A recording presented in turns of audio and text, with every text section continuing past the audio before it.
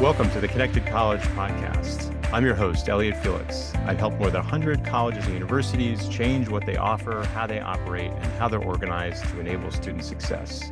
And if you're a leader in higher ed and you think that the silos and separations get in the way of student success, then this podcast and my upcoming book, The Connected College, are for you. We're here to learn and work together to bust silos, question tradition, and forge partnerships so that students feel connected to their college, their community, their coursework, and their careers. The film Powers of 10 by Charles and Ray Eames is an amazing example of zooming in and zooming out to gain perspective.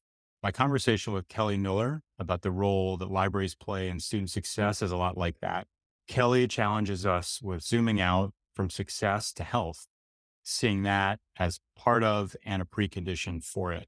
Then we zoom out further to think not only about how libraries can advance an institution's goals, but broader ones as well, like the UN Sustainable Development Goals or the new and emerging interdevelopment goals. I love when people answer better questions than what I asked, and this interview is a great example of that. Well, libraries play such a critical role in student success. I'm delighted to have Kelly Miller, friend, colleague, client at 3 different universities for our discussion today about libraries and student success. Welcome, Kelly. Oh, thank you, Elliot. It's really wonderful to be here. Thank you for inviting me. I just smiling, thinking, wow, 3 different institutions. Yeah, over 15 years, maybe more. 2006, 2007 at the University of Virginia, working on the master plan for Alderman Library. And here we are, but it's exciting. I'm looking forward to having you. Tell us a little bit about yourself, how you got started in libraries. I'm currently Associate Dean for Learning and Research Services at the University of Miami Libraries in Coral Gables, Florida. I came into libraries through a fellowship program for people with PhDs in the humanities and social sciences called the Council on Library and Information Resources, postdoctoral fellowship in academic libraries. I had the good fortune to hold this fellowship at the University of Virginia, which is where we met. The fellowship was designed to bring in fresh perspectives into libraries, particularly library leadership, to help libraries connect in different ways with the faculty, the teaching and research faculty, with the curriculum. So my own background is in the humanities. I have a PhD in Slavic languages and literatures from the University of Michigan, and never really imagined that I would end up in libraries for my career, but I've really enjoyed the experience of working to improve the learning and research environment at universities because of this work. Well, one of the reasons I wanted to chat is because you and I worked together on a great project that was all about student success and bringing together different partners to support students and work together, collaborate. I would love to hear your definition of student success. I don't think there's any right or wrong answer to this. I'm just interested in your take. What's so interesting, Elliot, is that in recent years, since we worked together on the Learning Commons project, this is the project I think you're referencing. It's our planning for reimagining our first floor of Richter Library, which is our flagship interdisciplinary library at the University of Miami. We reimagined the first floor, or at least a portion of it, to co-locate and coordinate key academic services to better support students on their academic journeys. So we worked with campus partners from 4 different parts of the university. It's a really complex project, and your team helped us so much as we tried to plan together using design thinking. The focus there was very much on the student experience and student success. So how can we help students? Since we completed the renovation for that project in 2018, my attention has increasingly turned to how do we support people at the universities. I simultaneously came up for review in 2018 and got feedback from my senior colleagues in library land, and they wanted me to pay more attention to them. It made me pause. So I began to think more about who are we helping the students and how well are we doing? Right. So student success is like a team sport, right? If the faculty aren't supported, if the other staff aren't supported, how can the students succeed? Yeah. So if there is so much focus at the university on student success without sufficient attention to the well-being, increasingly my work's focused on well-being. So if we are not sufficiently focused on the well-being, it's really hard to focus on student success. To answer your question, though, for me, student success depends on the health of the community in which they're studying and learning. An interesting point. I haven't been as focused on the student success piece, even though that's implicit in all my work, but I've been focusing more on what is a healthy work and learning environment for everyone. The more I've worked on that, the more I feel like we are doing better for student success. If we're connected to what brings us happiness in our work, brings us joy, brings us fulfillment, then we're better able to show up for the students.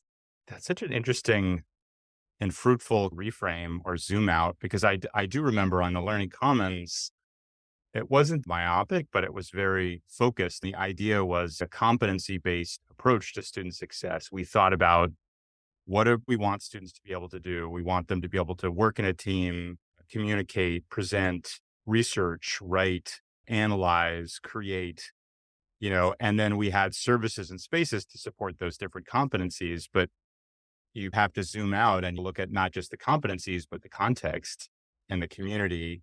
Those have to be healthy preconditions for students to be able to do all that stuff and to feel supported and feel like they're part of something, and for the people they're working with to feel that same way. So that's really interesting. What can libraries do to create a healthy environment for working and learning for everyone and to advance well-being and student success? Oh, well, thank you. And I realize it's so huge, right? In a way, it's too Yeah. huge. So I'll come back to that model you helped us create. We developed this active learning model, and it was very focused on actions. As you mentioned, learn, create, analyze.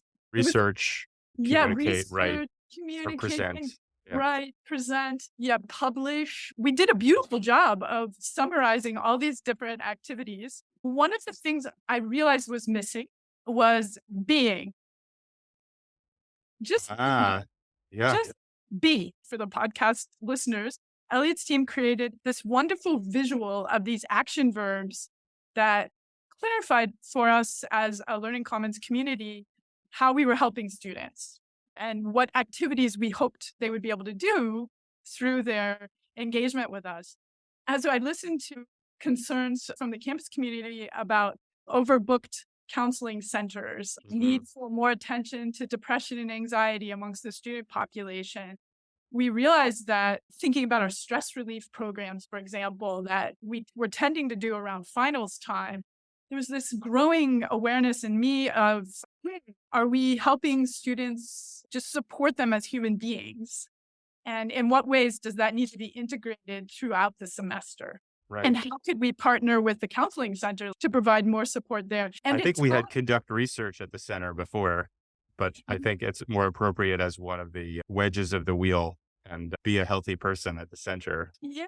And then simultaneously, I had my own personal journey, which is I went through this big change in my personal life and heartbreak right around 2016, 17, as I was really getting into this job here at Miami.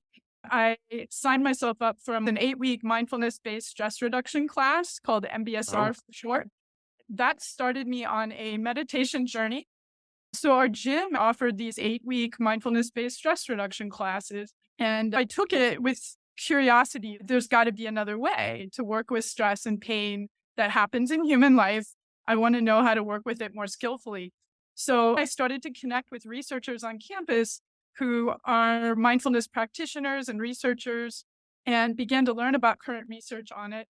And I learned wow, there's all these strategies, techniques to better support people as they work with stress, and can actually help their improve quality of relationships, reduce cortisol levels, all these biomarkers of indicators of the benefits of these practices, and also can help performance. One of the researchers here at the University of Miami, Amishi Jha, has a new book out called Peak Mind about how mindfulness-based practices can help support people, particularly all people, but particularly people working in stressful occupations, like let's say firefighters or that kind of thing. That's interesting.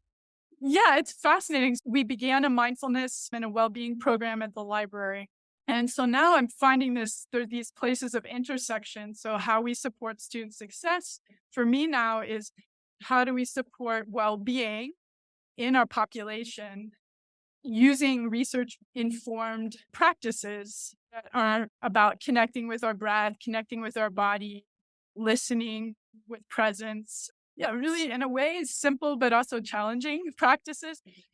And now, like, there's a next thing I'm kind of excited about is that we are also simultaneously working on climate work here at the university. So obviously, students at the University of Miami are studying at a university in a city that's under great stress and threat from climate crisis.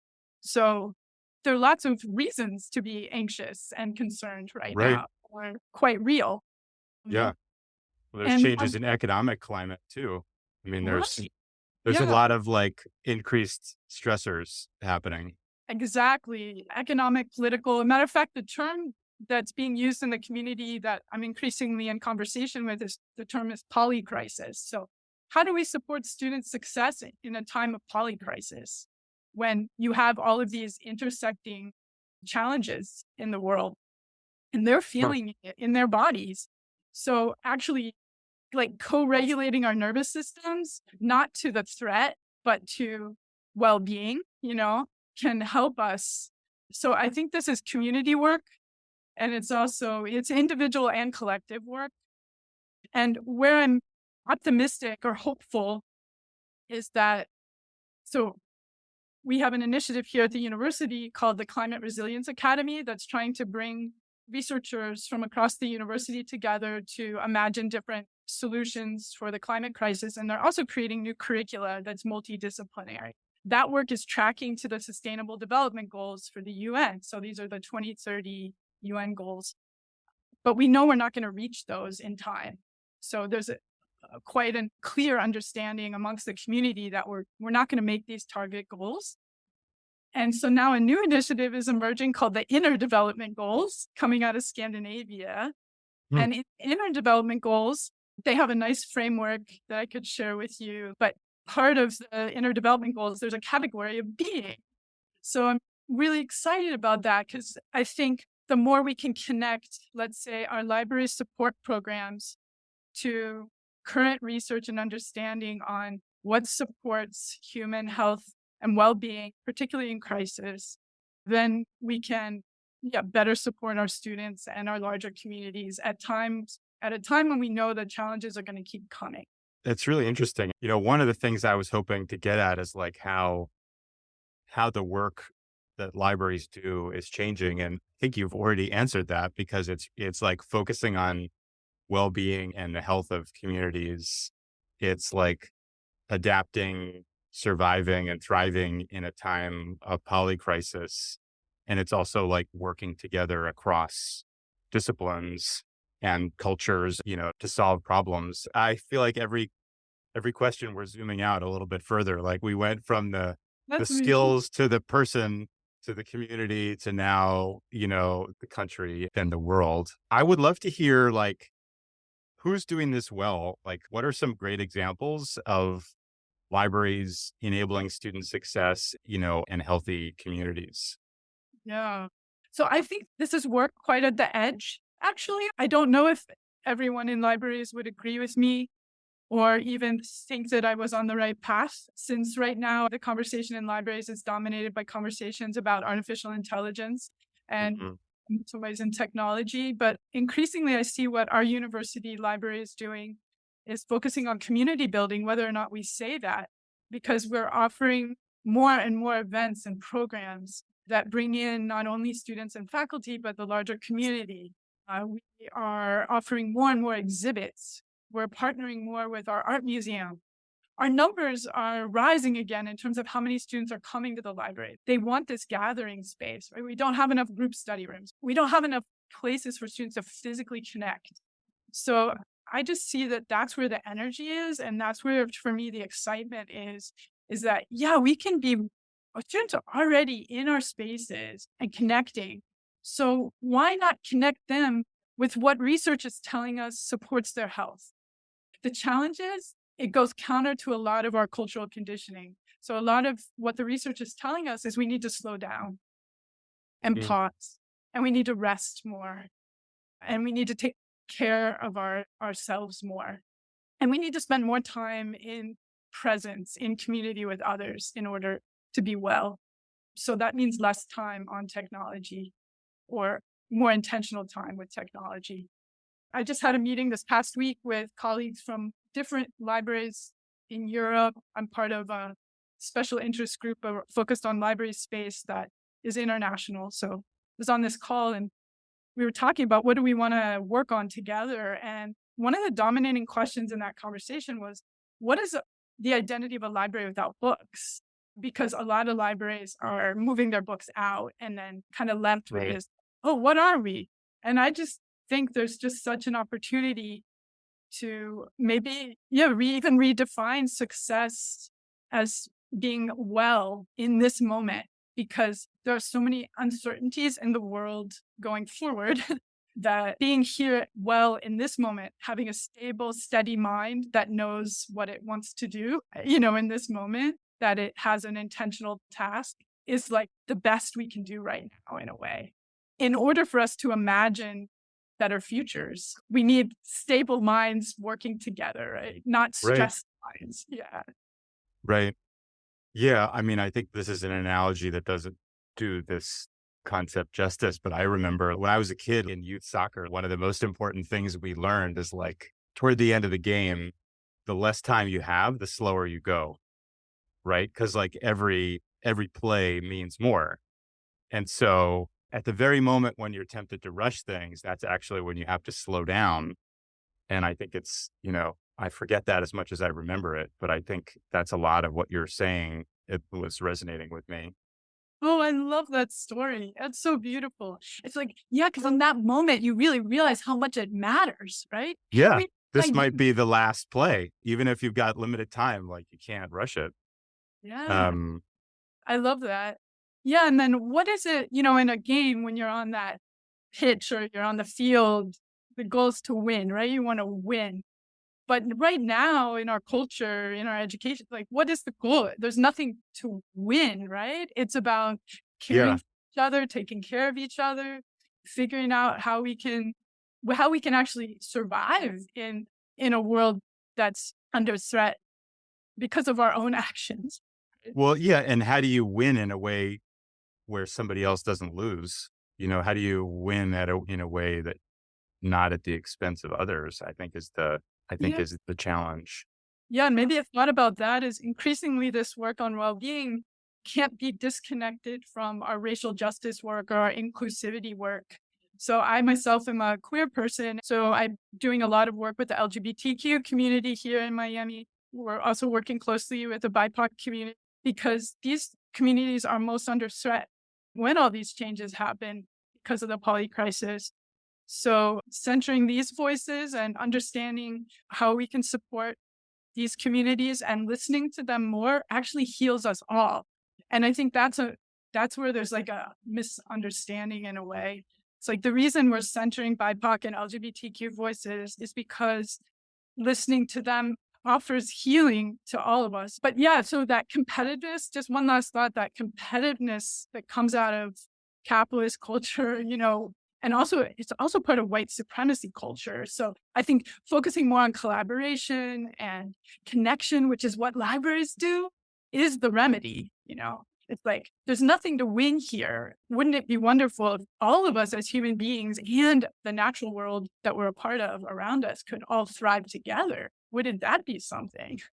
Well, that's awesome. And I think that's an inspiring vision for the future and a strong critique of what we need to change to get there. And I think is the perfect place to end our conversation about libraries and student success, which is so much more than success. It's health and well-being and thriving together. I love it. Thank you, Kelly. Thank you, Elliot. Thanks for listening to the Connected College podcast. Subscribe to my Connected College newsletter at elliottfelix.com for insights and excerpts from my upcoming book, tools you can download, and special offers.